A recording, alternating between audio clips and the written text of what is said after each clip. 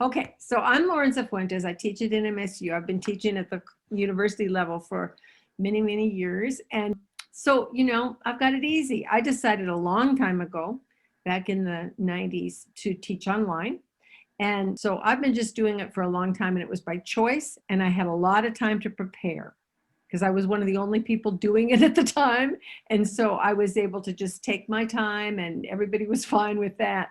Well, you guys had an overnight heads up. And I'm so sorry about that because it's quite a job. It is quite a job to take what we do face to face and make it work online. And I'm one of these believers, one of these oddball believers that think it can actually be better when it's well designed. I think online instruction can be better, and we can talk about that later if you like. But so, I've taught at the university for a long time. My students come prepared at the college level, and so they come with a certain level of sophistication that your kiddos can't possibly have at this time. So we have very different experiences. And I want you to know how much I respect your experience.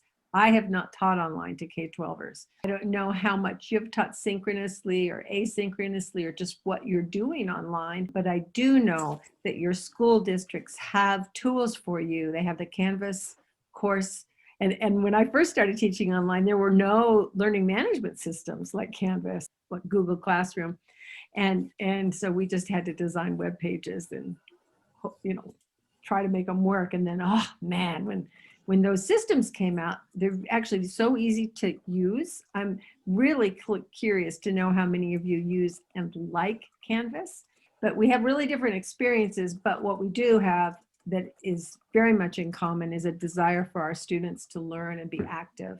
And so the takeaways for today are that you're able to design and deliver engaging student-centered online activities. We throw around the term student-centered a lot, but I think it's really important to look at that term and take it really seriously. And it will help you if you get this big idea, the big idea of student-centeredness. It'll save you a lot of time and heartache. So the idea behind student-centered learning is that the student is the performer. And we as teachers give them the guidance that they need to perform successfully in the direction that they, to a certain extent, choose to take. So they've got power over their learning. They've got some control over their learning. They're learning what they want to learn. Ideally, some choices involved here. And they're the big performers. So, for hundreds of years, we've had this paradigm, or at least 100 years, we've had this paradigm of the teacher standing before the students and performing. This is a little bit of a shift, and it says, no, what you are as a teacher are you're the guide, you're the person who gives the students all the resources so that they can perform well. I hope that makes sense. So that's the idea behind student-centered learning. Students get active, they're experiencing the world. And if we think along those lines in online teaching, it really helps us to save ourselves. So I have a bit of an underlying agenda, which is to help you stay sane. Because I know that you got thrown into this against your will, most of you, many of you, and that it's a pretty tough go. That's my secret objective. So Nelson Mandela says, learn to know yourself, to search realistically and regularly the processes of your own mind and feelings. And as teachers, there's no end. We all know this. There's no end to what we can do. So we have to draw our lines. We have to figure out what we can do and still be happy with our work, still be happy with our day, and still be charged for our students and still be able to care about our students because we're not going nuts. So it's really important to know what you can do and draw your lines as far as how far you're going to go with the instruction that you give your students. I hope that makes sense. So what's really important is that you take care of yourself. In this workshop series, there are people, Dr. Chris Aiken, who knows a lot about self-care, and he has some workshops that he's going to be giving to encourage that you do take care of yourself physically. He's a kinesiologist, and he knows how to keep you healthy, keep you energized and whatnot. And that's what we as teachers need to be. So these are some things that I'm going to encourage you to do from an online teaching perspective that will help you save time. One is that you pretty religiously, and I know the demands on you at home probably are pretty intense too, now with people having to share computers and whatnot, but make an effort to block uninterrupted time and just put it on your calendar. And this is the day I'm going to do this for preparing activities and assessment rubrics. I'd like for you to be able to have your weekend off. If it has to be a Saturday, it has to be a Saturday. Find a block of time uninterrupted when you can sit down and prepare activities and assessments. And prep time is going to save you all kinds of heartache.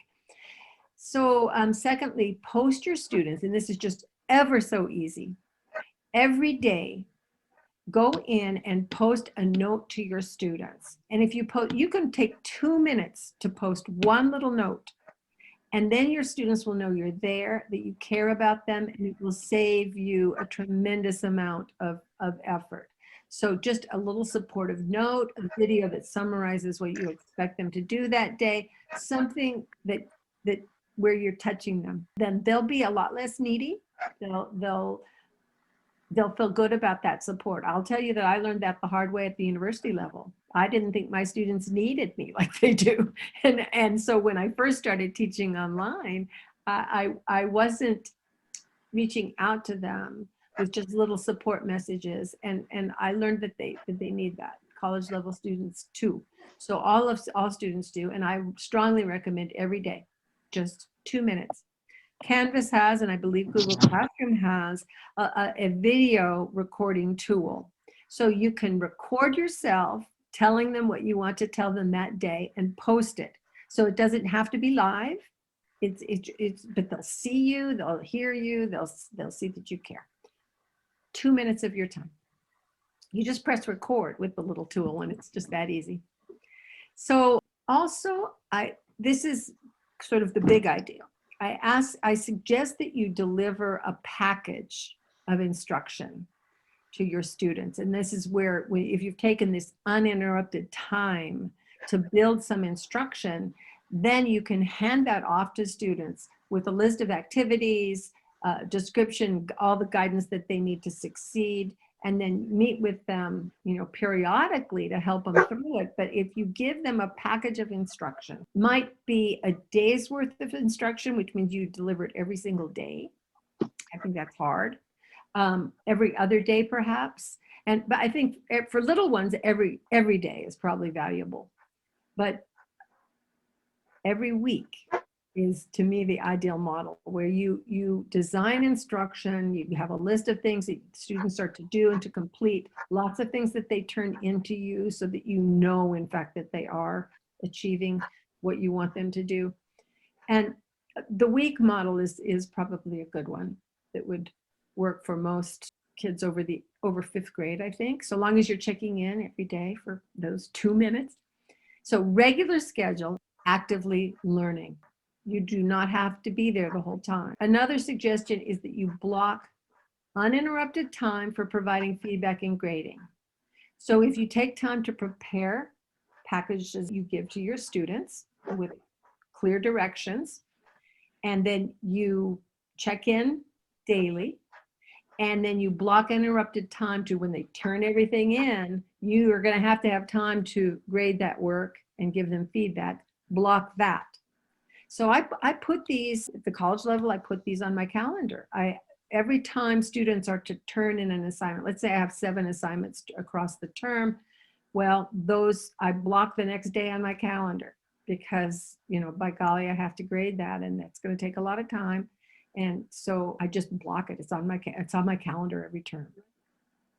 And then, huge time saver, use rubrics. Use rubrics. They're wonderful. There's a rubric tool in Canvas that will save you massive amounts of time. I am giving a workshop on how to modularize instruction, which is this idea of packaging, and then how to design rubrics for that package. And Canvas has a great rubrics tool. I'm sure Google Classroom does. Any learning management system is going to have a rubrics tool. So listen, if you're feeling guilty about your kids watching too much TV, just mute it, put on the subtitles, and boom, they're reading. So that's sort of a joke, but it is a good idea. So what you need to be doing is generating ideas like this that have assignments associated with them that keep your students actively learning. And you don't have to be sitting there watching your students online as they do this. So bit of a joke, but I think there's a lot of truth to it. It's a kind of a lot of wisdom to it. Okay, so you want to prioritize. You know, we found last semester that our students, we had to cut our students some breaks. We couldn't expect everything of them given the hardships that everyone is experiencing. And so prioritize what's most important to be teaching at this time and go with that so that you're sane and your students are sane. And we just have to cut some slack at this time, I believe. We also have to make sure that everybody knows that, hey, we are still in school because we did a little needs assessment and we found out that a lot of students, and when I give these workshops, I find that a lot of students think that they aren't really in school because of COVID. And parents are sort of not necessarily, some parents are not necessarily requiring their students to be, you know, on top of things. So think about what you can let go of and what you can't let go of, and set some priorities for your students. And, you know, ask yourself, can you assign tasks that pull students into their surroundings and away from the computer? Something that's happening to all of us. We're all having way too much. That's kind of a judgment call, but we're having a lot of screen time. And for some of us, it's too much. A really important thing is to get students out and away from the computer, doing activities that don't require that they be on screen. So think about that. Think about giving them assignments that require them to go outside, perhaps to be in their home, to work in their home away from a screen. So, and I ask yourself, can you give your students complex tasks to accomplish and all the resources and guidance they need to succeed? When I design a course, I ask myself, what's the big thing I want students to be able to do as a result of this course? And then design around that big thing. So think about what big things students might, complex things that involve a lot of competencies, and build instruction around that big thing. Typically, big assignments are more fun than little itty bitty discrete, I can do this skill, I can do this little skill, I can do that little skill. No, the big complex task is really what gets kids engaged. So ask yourself that, what's a big task that I could do that might even be fun, and ask your students to do it. And it might involve solving math problems. As teachers, you know a lot about that, what are the exciting tasks that incorporate the tiny objectives that you need students to meet. You might ask yourself, how can we take advantage of this situation to learn what kids need to learn? And this is where I say there's a bit of a silver lining here. Distance learning has been available for a very, very long time. Online learning has been around since the mid-90s. And so many of us as teachers don't know how to do it. Well, guess what? The silver lining to me is that everybody's learning how to do it worldwide. I have a friend who just got back from Ghana. She was working with the Ghanese people on online competence. People are learning how to teach online is to give packages, give packaged instruction. What is it students need to learn? And for a long time, we've needed to be teaching digital literacy and digital citizenship, the dangers, the safety protocols of working with social media and whatnot. That's been the case for a long, long time, and we just haven't really known how to do it. But now we have to know how to do it. We're finding that, you know, kids don't necessarily know how to learn online. They might know how to play video games. They might know how to be on social media with their friends, but we want them to achieve digital literacy so that they can learn online, so they get it, how they can use online tools. And I just think this is a great opportunity for us as teachers to help kids to have that digital literacy. So yeah, I'm kind of excited about it. So I've been in the field of distance ed for 30 years. And it's always been kind of a struggle to get people to believe in it. and I was a distance ed director at a university for 7 years. And my biggest job was getting people to buy in. I just had to help them learn how it works, and believe in it. And we don't have to do that anymore. I think people are learning from experience that this can be a really good thing. And I believe that K-12 is never going to go back to fully 100% face-to-face. I believe that blended learning is what's well on its way, sometimes called hybrid learning, right? So any instruction, face-to-face, online, any instruction, your students need to have very clear expectations. They need to know what you expect of them. And so your package has to include a very clear description of what you expect.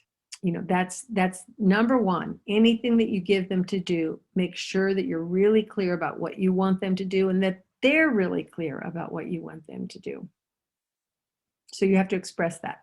And then when you design your instruction for your classes, when you take that blocked time that you need to give yourself, then again, ask yourself the question, what's the exciting, big, complex task I can ask students to do that will engage them, that has robust content in it, that will keep them busy learning? And then third, you have to make sure you've given them clear expectations, you've given them kind of exciting things to do, and then you want to make sure that you're giving them the guidance and support that they need to succeed.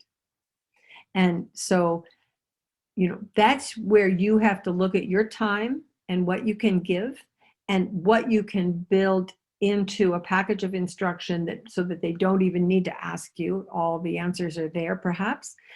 So you want to provide them with the guidance and support to succeed as much on their own as possible. By now, you've been in this a while, so by now you know that there are asynchronous tools and synchronous tools. And think about how you can use both. How do both of these types of tools support you and what you want to do for your students?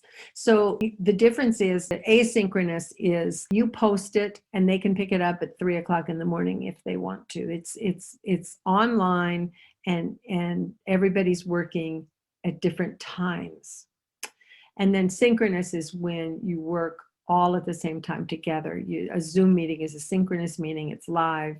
Everybody's on that. You can meet one-on-one with students in the synchronous, but you need to ask yourself what combination of these modes of instruction you want to provide. How will asynchronous tools help you breathe and stay alive? And how will synchronous tools help you? So just ask yourself that question and see what you think. The asynchronous, so for instance, a rubric spells out the criteria for students of what you expect.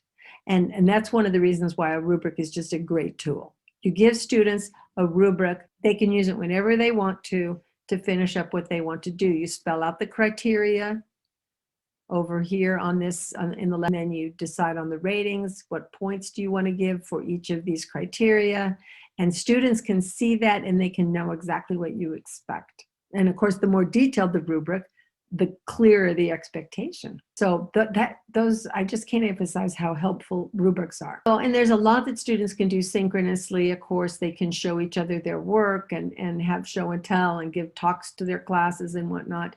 And that's as valuable as anything can be. For time together is great. I feel so sorry for kids now because they're not getting to see each other and play and bounce ideas off each other and all the things that they do when they're together in school. And this is kind of a sad time for everybody, but I feel really bad for kids, because they just need to be together. I can survive on my own for a year, but kids, oh my gosh, a year of their little lives. I want to share with you Marzano. If you don't know of him, he's written kind of a series of books called What Works. And he's a researcher. What he has done is he has summarized research about learning in these beautiful books called What Works. And he's really simplified it for us by summarizing it. So one of the most important things is setting objectives and providing feedback. And again, this is one of the reasons why I love rubrics, because rubrics do both. Rubrics set the objectives, they tell the students the criteria, and hopefully in lots of detail. And then they provide a tool for you to give them feedback.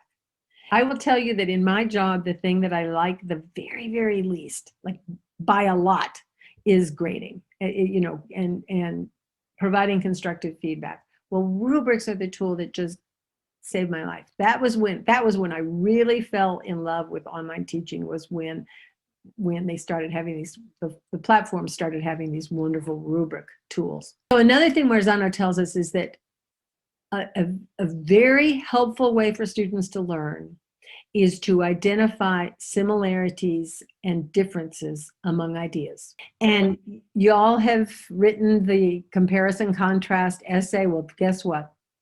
Those were great assignments. Whenever we are trying to understand something deeply, the best way to understand it is to look at how this particular concept is the same as something else and how is it different from something else. Summarizing and note-taking, that's another very valuable thing. So you can set students out to watch a movie or have them summarize and note-take.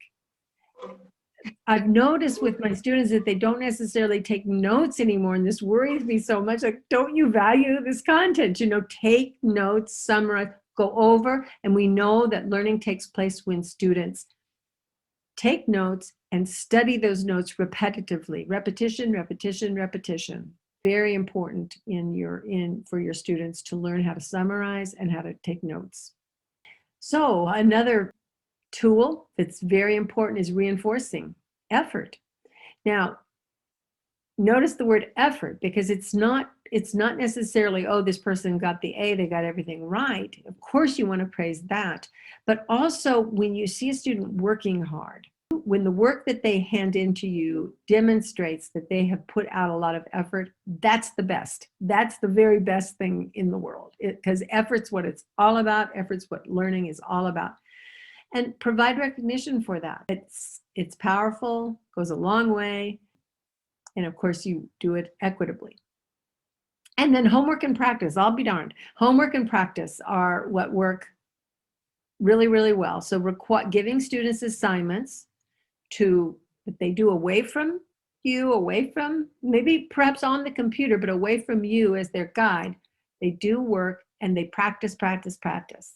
That's the way we learn. That's the way all human beings learn. Then there's the non-linguistic representations, where the students construct these. And I love it, the idea of them constructing them collaboratively. Now we've got all these wonderful online collaborative tools, but non-linguistic, have students create graphs, have students a phenomenon in their yard, in their home, maps, visualizations that represent what it is you want them to know. This is very powerful. So actually my dissertation a bazillion years ago was on visualization and how powerful it is as a study strategy. You get students to draw pictures of what it is they're learning, and it will help them retain and keep forever what it is they're studying. And then cooperative learning. It works. It's very powerful, and the research we can't deny it. It's very, very strong. So, and students need to do it so much now that they're limited in their ability to socialize. And then generating and testing hypotheses. This is, again, something that they can do around their home. You can ask them to observe and predict something that might happen in their home and establish hypotheses, test those hypotheses. And then cues, you giving them cues, you asking them questions for them to answer, and advanced organizers. Very powerful. Advanced organizer, a rubric actually can serve as an advanced organizer. These are Marzano's What Works. And he's got a whole book on these 9 strategies. And then my colleague and friend, Dave Merrill, who's like the granddaddy of instructional design, he identified 5 principles, and he's got a big fatso book about them, about each of these 5, that are really critical to learning. And again, lots of research behind these 5 principles. One is that learning is promoted when learners are engaged in solving real world problems. So what could be more complex and interesting than to give a student a problem at the beginning of the week and say, solve it. You know, this is a big problem. Let's talk about solutions. And then learning is promoted when existing knowledge is activated as a foundation for new knowledge. So the idea here is that students need foundational skills in order to, for instance, solve a big problem. So what are those? What are the prerequisites that you know your students have, and build on those?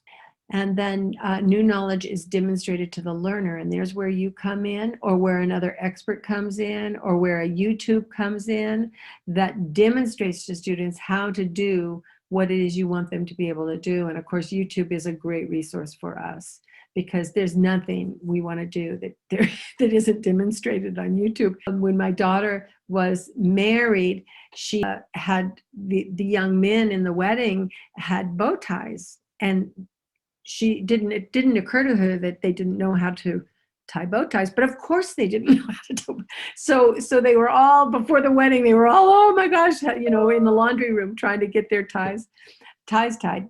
YouTube showed her how. It was great. Anything you want to know, they can show you. And then new knowledge is applied by the learner. So, okay, you want to learn how to tie a bow tie. Here's the demonstration of how to do it, and you can watch it because it's videotaped as many times as you need to in order to get it. And now you do it, and you do it, and you do it, and you do it. You do it, you practice, you do it until you're good at it, right? So then it's applied by the learner. And again, that takes the learner away from your oversight. But what you have to see ultimately is that they can do this particular task. You might have them record themselves on video doing whatever it is you want them to do. And then new knowledge is integrated into their world. So how is this thing that they've just spent a long time doing interesting to them? What is it about this learning that they're having that's relevant and satisfying? So these are Dave Merrill's first principles. And again, big fatso book that explains all of them and has the research behind all of them. But I think they're golden. If we take these seriously, we're really, really doing our students a service. So back to the package idea, the idea of packaging the week. When we move our classes online, the best way to do it, the most effective way to do this, to pass it on to our students, is to modularize, using a consistent structure in our modules. So Canvas allows you to plus module, right? You just click plus and you've got a module, and that gives you a space for putting activities, putting the things that you want students to do. And what I recommend is that that space that you create, be it for a day's worth of activity or 2 days worth of activity or 3 days or a week or 2 weeks, each module be structured the same way. So week 1, week 2, week 3 would all be structured similarly. And take some time to decide what that structure needs to be that would be most facilitative for your students. I'll tell you that I always is a big word, but I usually start any module with an attention getter. And that's something that tells the students why what they're about to learn is important and why it's important to them specifically. So, you know, just an attention getter. Here we go. Now we're getting into this and I want you to value it. So something that kind of wakes them up to it. And our philosopher, our educational philosopher, John Dewey, who, you know, lived 100 years ago, he told us what people want to do. And he said, you know, he's the preeminent philosopher of our country. And he said, people want to converse or communicate. They want to inquire or find things out. They want to make or construct things. And they want to express themselves artistically.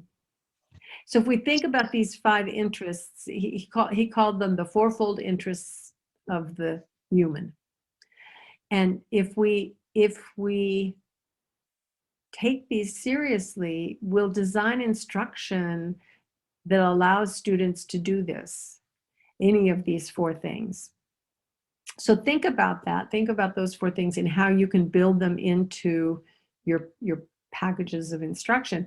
Then sharing with them what they already know, what they've studied from you, probably, or perhaps in a previous grade, that they already know that they will be building upon is another section that you might have. And then absolutely imperative that you have an objectives section, and your objectives might be in the form, again, of a rubric, but just telling students what it is you want them to do. And then the rubric itself, and then content, lots of content, you know, what it is you want them to do and how to do it, and examples and readings and perhaps games and perhaps movies and perhaps YouTubes and the various resources that you find that can help them, support them in their learning in this package. And then, you know, what are those activities? Then you have to have a space for feedback, and that's your rubric again. So you might repost it, and that's easy enough in Canvas. And then, you know, another potential section is reflection. How does this apply to me? How am I going to transfer it? How am I going to use it later? How, you know, what is it about this that makes it useful? So my modules typically have an attention getter, an objectives, the rubric and feedback are in the same place, and then so I usually call it either foundations or content that has all the support that they need. So I usually just have the 4 sections, but these are things that should be covered probably in a package. They might be compressed into themselves. So I encourage you to decide on a regular delivery schedule, daily, weekly, every Monday, every Wednesday, every Friday, you know, but of course be flexible with yourself, because again, you've got to look at what you really can do. So again, you use rubrics to describe lengthy experiences that encompass rich learning tasks. And it might be that the week has math. If you're an elementary teacher, you might have math, language, social studies, and science competencies that students are to cover. And that might be in a given day, if you're doing it daily, or it might be, you know, every other day. But that's one way to organize your modules. So if you have module 1 that represents week 1, and then you have all the math competencies and all the language competencies in that one module, you know, or you might have a large project assessing rubric, and my classes are almost always project based, and so I'll have one big rubric for the whole project, and then a bunch of little rubrics along the way that ultimately compose that larger project, so that it kind of the rubrics kind of scaffold what it is, you know, I want them to do. So you list the expected criteria, then you assign points for that criteria. You give the rubric to the students as a guide for their project. They turn it in digitally and turn in pictures of their project if it's a solid project, if it's not a digital project, and then use it to grade the project. Makes life easy.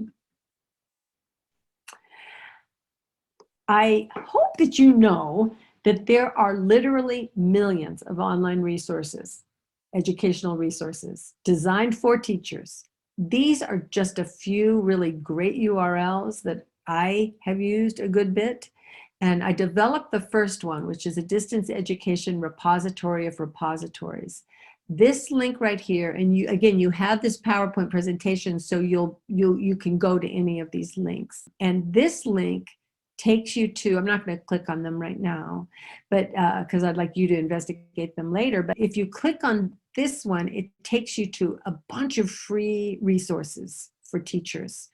And I created it at a university. So a lot of it's university level, but frankly, most of it's K-12. I think you'll find a wealth of resources there. One of the sites that's in this repository is Merlot. And Merlot, this third one, is the largest repository of digital artifacts in the world. It's huge, it's endless. And for me, it's a little hard to find what I want, but worth it. I strongly recommend, if you do nothing else on this list, I strongly recommend Merlot. The second one here, Mystery Science, is one my daughter uses a bunch with her kids because she's teaching at home right now. And lots of hands-on activities, exciting stuff that you can send kids off into the world to do. So this is a great resource right here. I've included this URL, Aquarium of the Pacific, because just to make the point that any museum these days has a website, and most of them have really cool materials on them for your kids. So this is just one example, and this is the aquarium in Monterey, California. It just has awesome stuff that kids can actually register for activities. So you might have your whole class register for an activity at a museum, and that museum might be in Chicago. I mean, they're all over, and they have fabulous materials out there for you and your students. I suspect that you already know about Khan Academy, which is a great resource and a great story. He had a niece, I think he was at Harvard at the time. He had a niece who was failing in math in Louisiana. And he knew her to be a smart child. He knew her to be capable. He just simply couldn't understand how she could be calling him in tears because she was failing in math. So he said, well, I'm going to create materials that will to tutor you. And he did. And he was very successful, and she got A's. So he said, hey, this is an idea. And now Khan Academy teaches everything under the sun across grade levels. Wonderful materials. They're video lectures, which is why you might not like them. Kids don't want to be lectured to, and they don't want talking heads like me right now. Khan Academy is a spectacular resource to look at. You might find something on there that meets your needs. National Science Foundation has collected over many years, many decades, lots and lots of great educational resources. So if you click on this, if you're interested in science and you click on this site, you're going to find great materials for sure that meet your needs if you are teaching science. Classroom materials, lessons, right there, okay? And then Thought Company, what's a thematic unit? This is a document that I like very much because it teaches my students how to create thematic units, which is kind of what I'm suggesting you do here, so that you create something that is thematic, engaging, complex, keeps students active and engaged for an extended period of time. You give students an assignment that just takes them an hour to complete, and that's just an hour, and there are many hours in the day. My husband found this adorable site, Maestro Classics, and it's music-based instruction. But so for instance, with Peter and the Wolf, it teaches Russian history. It's got a Russian history unit associated with it. So all of the music on this marvelous site can be the basis for learning something related to that beautiful music. It's just such a cool site. I love it. I don't know if you know Trackstar and WebQuest, but those are other really important, cool resources for you. And this is just an example of the kind of thing that's out there. This is word study, math, reading, writing, a block of time.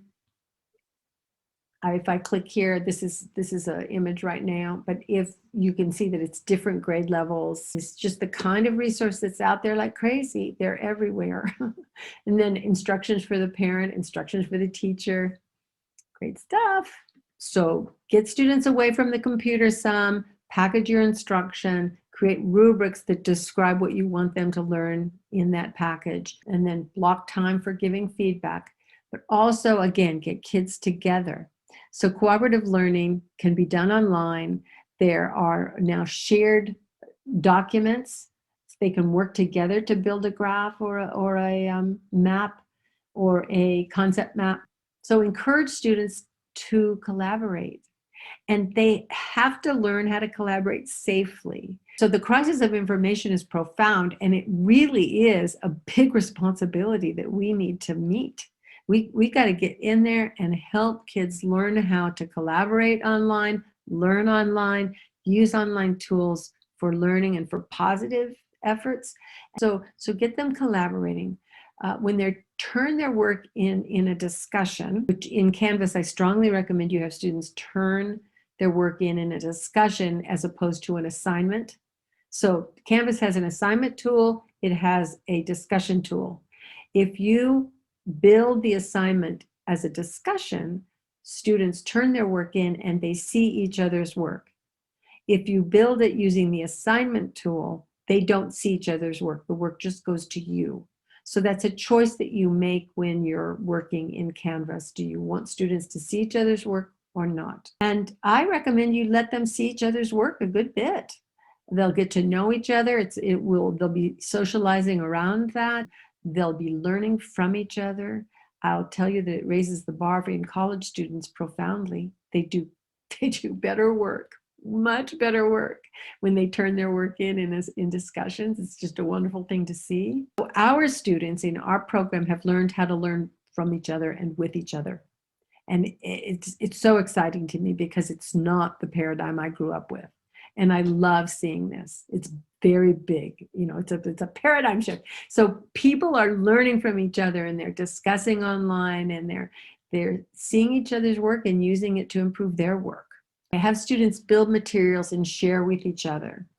So remember Marzano's What Works list, those 9 things. Well, have them identify similarities and differences among items in their home, yard, or public space, and they can do a little comparison and contrast, can't they? So have them do that together collaboratively.